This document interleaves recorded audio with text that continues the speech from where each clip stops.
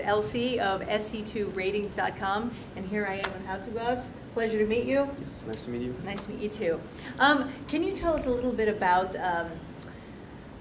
the difference between like the European fan scenes and the American fan scenes, if there's a difference between the two, anything like that? I think it's hard to tell, but I feel that the fans in the States, there's like the better atmosphere at the events, especially when I was at the MLG, it was really impressive. And for the North American Star League right now, there is not that much of a crowd so far. I hope it's going to be at the final at least. And so, yeah, I think the atmosphere is a little bit better, but yeah, overall, both fans are really nice. Both fans are really nice? Okay. I know that you flew over. Have you found that the jet lag is affecting your play in any way? No, it didn't affect my play, but, well, right now I'm really tired. Like, last night, we've been at the venue till like 11, then we went eating, and then I had a hard time to fall asleep. And my match was the first today, so I was tired, but when you're on the stage, there's usually a lot of adrenaline. So you're not tired anymore, and then you just try to play your best. Okay, I know that you were previously a Warcraft 3 player. Do you have any suggestions for anybody who chooses to pursue a career in gaming versus something like parents, for instance, they might not approve? How did your family respond to, your choice? Well, like in the, let's say the first 1 or 2 years, my parents didn't like it too much. Like they said I should do more for school, but on the other hand, they said as long as I finish my school with good grades, I can do whatever I want next to like my schoolwork. And once I started to win and like travel a lot around the world, they felt like I really do it with a lot of passion and I really like what I'm doing, so they started to support me. Right. And yeah, that's how it was. Oh, okay. Do you find that practicing, I don't know what your practice schedule is like, but do you find that it cuts into like your personal time? How does it affect your like relationships with other people, your family, just anything? There's definitely some days where I have to play like StarCraft 2 basically the whole day because there's a really important tournament, and that time obviously I cannot meet anyone else or like having time with my girlfriend or family, so it affects you sometimes. But on the other hand, as a pro gamer, you can practice whenever you want or when you feel to, like no one forces you unless you live in a Korean pro house, I think. Right. So yeah, I can choose myself when I want to practice, and like when there's a big tournament, I'm gonna practice a lot, and if there's nothing big upcoming, then I just play less. And yeah. Okay.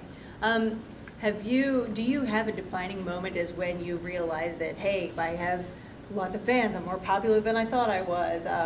Like the first time you got asked for an autograph or anything like that? No, it all started with Warcraft 3 for me. Like I've been around for I think 6 or 7 years now. I was traveling a lot in Warcraft 3.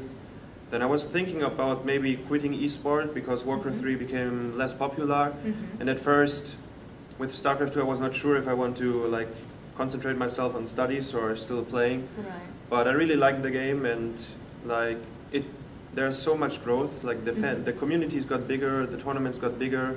Like everything was like going so well in StarCraft 2. So I thought I'm gonna give it a shot, and as long as I'm successful, I'm gonna keep playing. And yeah, right now I really enjoy StarCraft 2. Good, good. Having seen that growth since Warcraft 3, do you think that there's anything that the average layperson can do to increase esports popularity even more? Like, what do you see? What could you recommend? I think like all the viewers at home, like watching there, if it would be possible that they come to all the offline events, like being around here, that would help a lot.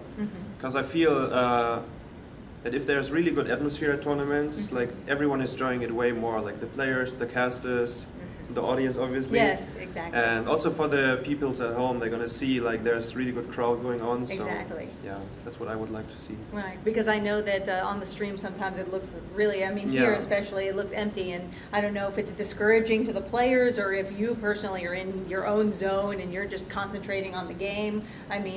Do you find that the fans' atmosphere just feeds into your excitement to play a match, or? I think when you're on the stage, and since there is like no pre-interview, we just walk on the and going into the booth, and we start our game. So we're really concentrated, usually very focused on the game.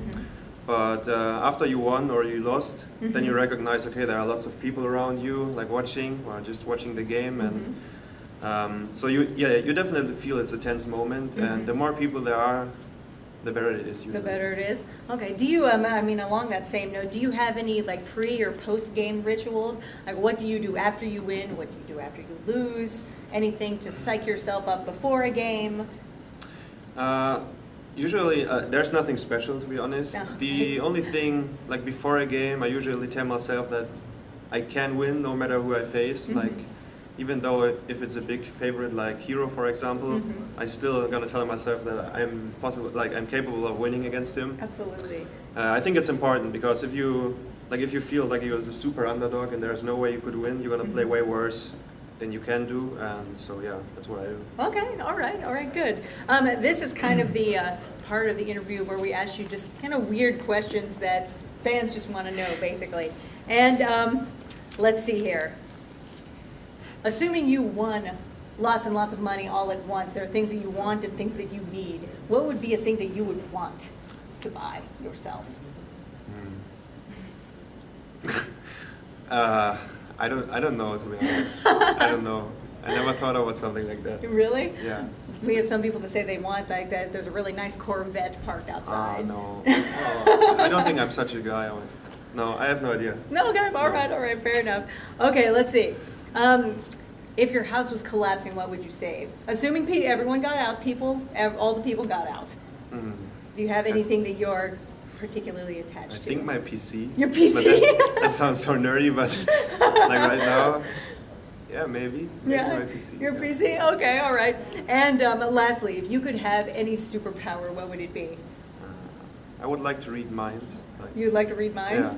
Yeah. Okay, which would be really good when it comes to winning StarCraft tournaments, I think.